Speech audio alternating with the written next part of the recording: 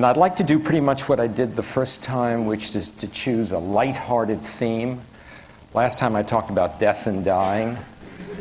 This time I'm going to talk about mental illness. But it has to be technological, so I'll talk about electroshock therapy.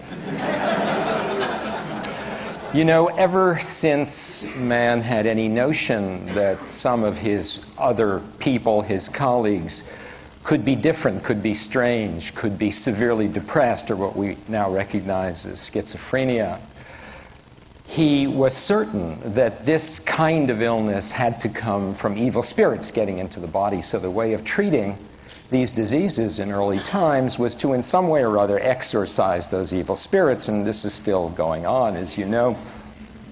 But it wasn't enough to use the priests. When medicine became somewhat scientific in about 450 BC with Hippocrates and those boys, they tried to look for herbs, plants, that would literally shake the bad spirits out. So they found certain plants that could cause convulsions. And the herbals, the botanical books of up to the late Middle Ages, the Renaissance, are filled with prescriptions for causing convulsions to shake the evil spirits out. Finally, in about the 16th century, a physician whose name was Theophrastus Bombastus or Ocularis von Hohenheim, called Paracelsus, a name probably familiar to some people here, good old Paracelsus, found that he could predict the degree of convulsion by using a measured amount of camphor to produce the convulsion. Can you imagine going in your closet, pulling out a mothball, chewing on it if you're feeling depressed? It's better than Prozac, but I wouldn't recommend it. So what we see in the 17th, 18th century is the continued search for medications other than camphor that'll do the trick. Well, along comes Benjamin Franklin. He comes close to convulsing himself with a bolt of electricity off the end of his kite. And so people begin thinking in terms of electricity to produce convulsions. And then we fast forward to about 1932, when 3 Italian psychiatrists who were largely treating depression began to notice among their patients who were also epileptics that if they had a series of epileptic fits, a lot of them in a row, the depression would very frequently lift. Not only would it lift, but it might never return. So they got very interested in producing convulsions, measured types of convulsions, and they thought, well, we've got electricity, we'll plug somebody into the wall. That always makes hair stand up and people shake a lot. So they tried it on a few pigs, and none of the pigs were killed. So they went to the police, and they said, we know that at the Rome railroad station there are all these lost souls wandering around, muttering gibberish. Can you bring one of them to us? Someone who is, as the Italians say, cagoots. So they found this cagoots guy, a 39-year-old man, who was really hopelessly schizophrenic, who was known, had been known for months to be literally defecating on himself, talking nothing that made any sense, and they brought him into the hospital. So these 3 psychiatrists, after about 2 or 3 weeks of observation, laid him down on a table, connected his temples to a very small source of current. They thought, well, we'll try 55 volts, 0.2 of a second. That's not going to do anything terrible to him, so they did that. Well, I have the following from a first-hand observer who told me this about 35 years ago when I was thinking about these things for some research project of mine. He said, this fellow, remember, he wasn't even put to sleep, after this major grand mal convulsion, sat right up, looked at these 3 fellows and said, what the fuck are you assholes trying to do?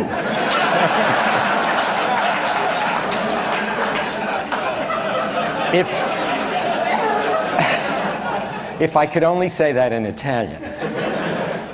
Well, they were happy as could be because he hadn't said a rational word in the weeks of observation. So they plugged him in again, and this time they used 110 volts for half a second. And to their amazement, after it was over, he began speaking like he was perfectly well. He relapsed a little bit. They gave him a series of treatments. And he was essentially cured, but of course, having schizophrenia, within a few months it returned. But they wrote a paper about this, and everybody in the Western world began using electricity to convulse people who were either schizophrenic or severely depressed. It didn't work very well on the schizophrenics, but it was pretty clear in the 30s and by the middle of the 40s that electroconvulsive therapy was very, very effective in the treatment of depression. And of course, in those days, there were no antidepressant drugs, and it became very, very popular. They would anesthetize people, convulse them, but the real difficulty was that there was no way to paralyze muscles. So people would have a real grand mal seizure. Bones were broken, especially in old, fragile people. You couldn't use it. And then in the 1950s, late 1950s, the so-called muscle relaxants were developed by pharmacologists, and it got so that you could induce a complete convulsion, an electroencephalographic convulsion. You could see it on the brainwaves without causing any convulsion in the body except a little bit of twitching of the toe. So again, it was very, very popular, very, very useful. Well, you know, in the middle 60s, the first antidepressants came out. Tofranol was the first. In the late 70s, early 80s, there were others, and they were very effective. And patients' rights groups seemed to get very upset about the kinds of things that they would witness. And so the whole idea of electroconvulsive electroshock therapy disappeared, but has had a renaissance in the last 10 years. And the reason that it has had a renaissance is that probably about 10% of people, severe depressives, do not respond regardless of what is done for them. Now, why am I telling you this story at this meeting? I'm telling you this story because actually ever since Richard called me and asked me to talk about, as he asked all the speakers, to talk about something that would be new to this audience that we have never talked about, never written about, I've been planning this moment. The reason really is that I am a man who almost 30 years ago had his life saved by 2 long courses of electroshock therapy. And let me tell you this story.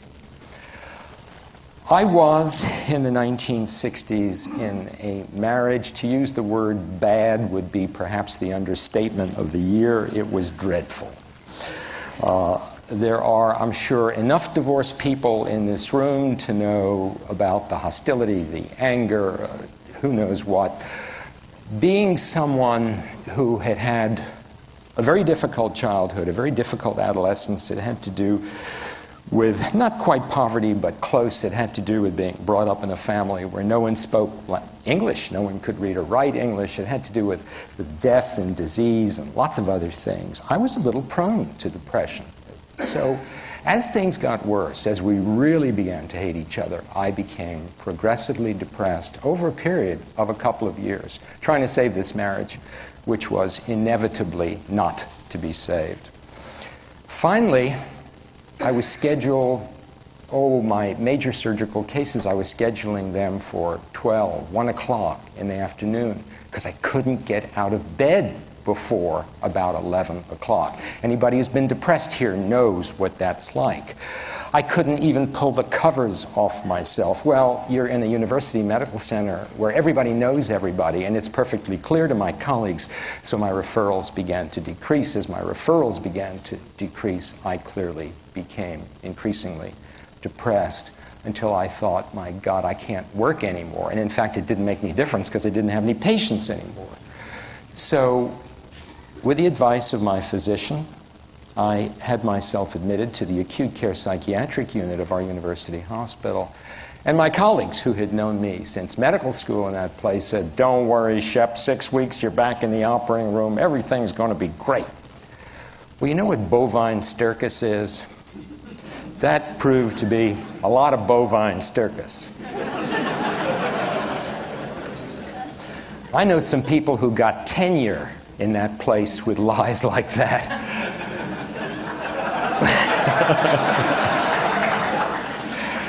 So I was one of their failures.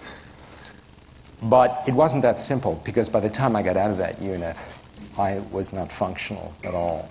I could hardly see 5 feet in front of myself. I shuffled when I walked. I was bowed over. I rarely bathed. I sometimes didn't shave. It was dreadful. And it was clear, not to me, because nothing was clear to me at that time anymore, that I would need long-term hospitalization in that awful place called a mental hospital. So I was admitted in 1973, in the spring of 1973, to the Institute of Living, which used to be called the Hartford Retreat. It was founded in the 18th century, the largest psychiatric hospital in the state of Connecticut, other than the huge public hospitals that existed at that time. And they tried everything they had. They tried the usual psychotherapy. They tried every medication available in those days. And they did have tofranil and other things, Mellaril, who knows what. Nothing happened except that I got jaundiced from one of these things. And finally, because I was well known in Connecticut, they decided they better have a meeting of the senior staff. All the senior staff got together, and I later found out what happened. They put their heads together, and they decided that there was nothing that could be done for this surgeon who had essentially separated himself from the world, who by that time had become so overwhelmed, not just with depression and feelings of worthlessness and inadequacy, but with obsessional thinking about coincidences, and there were particular numbers that every time I saw them just got me dreadfully upset. All kinds of ritualistic observances, just awful, awful stuff. Remember when you were a kid, you had to step on every line? Well, I was a grown man who had all of these rituals, and it got so there was a throbbing, there was a ferocious fear in my head. You've seen this painting by Edvard Munch, the scream. Every moment was a scream. It was impossible. So they decided there was no therapy. There was no treatment. But there was one treatment, which actually had been pioneered at the Hartford Hospital in the early 1940s. And you can imagine what it was. It was prefrontal lobotomy. So they decided, I didn't know this, again, I found this out later, that the only thing that could be done was for this 43-year-old man to have a prefrontal lobotomy. Well, as in all hospitals, there was a resident assigned to my case. He was 27 years old, and he would meet with me 2 or 3 times a week. And of course, I'd been there, 3 or 4 months at the time. And he asked to meet with the senior staff, and they agreed to meet with him because he was very well thought of in that place. They thought he had a really extraordinary future. And he dug in his heels and he said, "No, I know this man better than any of you. I have met with him over and over again. You've just seen him from time to time. You've read reports and so forth. I really honestly believe that the basic problem here is pure depression, and all of the obsessional thinking comes out of it. And you know, of course, what will happen if you do a prefrontal lobotomy. Any of the results along a spectrum from pretty bad to terrible, terrible, terrible is going to happen. If he does the best he can, he will have no further obsessions, probably no depression, but his affect will be dulled. He will never go back to surgery. He will never be the loving father that he was to his 2 children. His life will be changed. If he has the usual result, he'll end up like One Flew Over the Cuckoo's Nest. You know about that. Just essentially in a stupor the rest of his life. Well, he said, can't we try a course of electroshock therapy? And you know why they agreed? They agreed to humor him. They just thought, well, we'll give a course of 10, and so we'll lose a little time. Big deal, it doesn't make any difference. So they gave the course of 10, and the usual course, incidentally, was 6 to 8, and it still is 6 to 8. Plugged me into the wires, put me to sleep, gave me the muscle relaxant. 6 didn't work, 7 didn't work, 8 didn't work.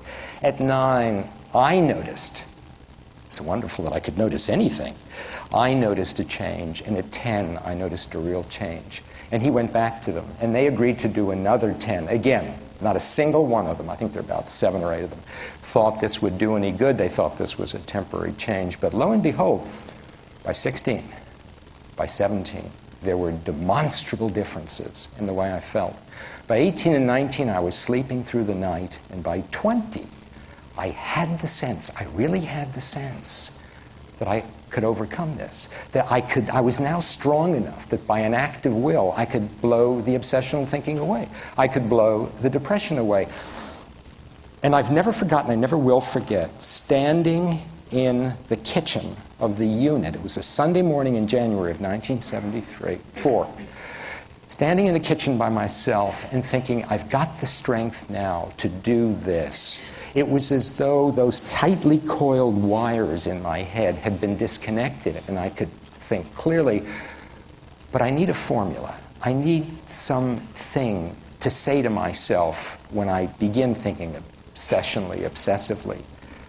Well, the Gilbert and Sullivan fans in this room will remember Ruddy Gore, and they will remember Mad Margaret, and they will remember that she was married to a fellow named Sir Despard Murgatroyd, and she used to go nuts every 5 minutes or so in the play, and he said to her, we must have a word to bring you back to reality, and the word, my dear, will be Basingstoke.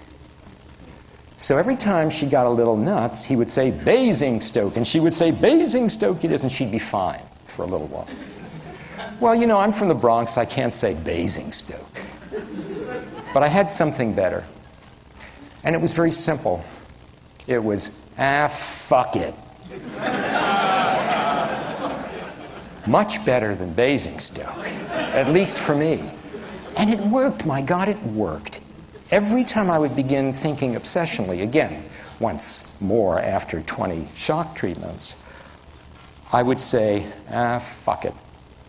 And things got better and better. Within 3 or 4 months, I was discharged from that hospital. I joined a group of surgeons where, you know, I could work with other people in a community, not in New Haven, but fairly close by.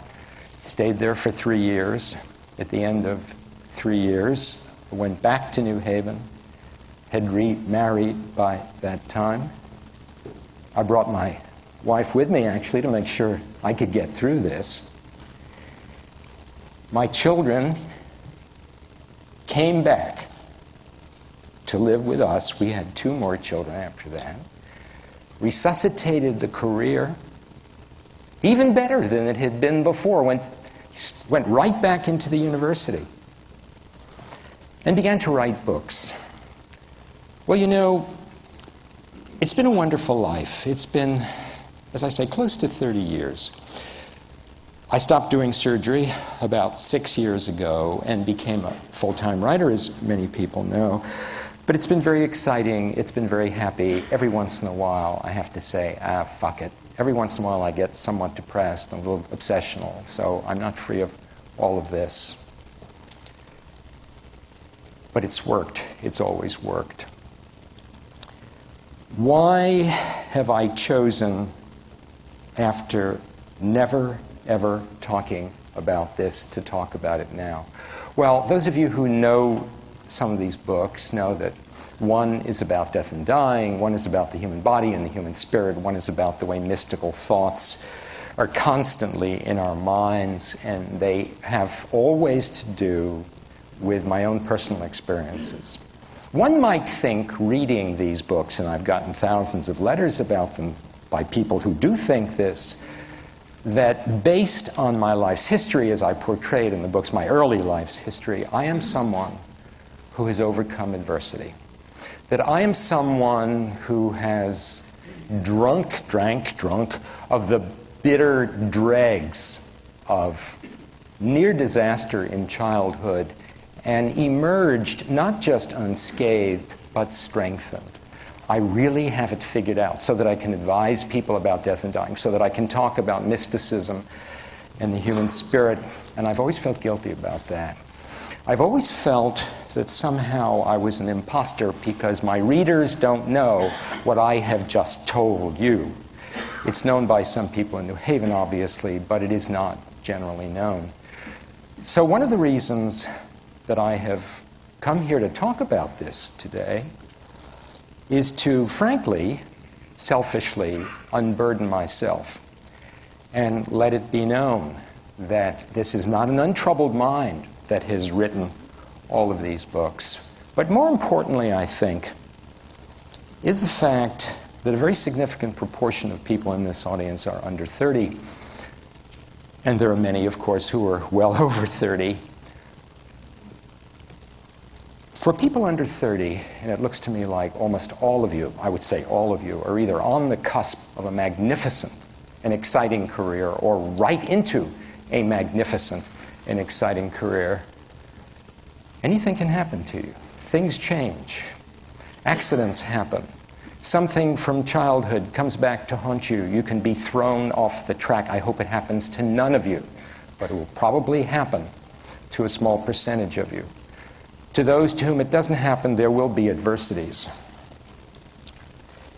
If I, with the bleakness of spirit, with no spirit that I had in the 1970s, and no possibility of recovery as far as that group of very experienced psychiatrists thought, if I can find my way back from this, believe me, anybody can find their way back from any adversity that exists in their lives. And for those who are older, who have lived through, perhaps not something as bad as this, but who have lived through difficult times, perhaps where they lost everything, as I did, and started out all over again, some of these things will seem very familiar. There is recovery. There is redemption. And there is resurrection. There are resurrection themes in every society that has ever been studied, and it is because not just only do we fantasize about the possibility of resurrection and recovery, but it actually happens, and it happens a lot. Perhaps the most popular resurrection theme outside of specifically religious ones is the one about the phoenix, the ancient story of the phoenix, who every 500 years resurrects itself from its own ashes to go on to live a life that is even more beautiful than it was before. Richard, thanks very much.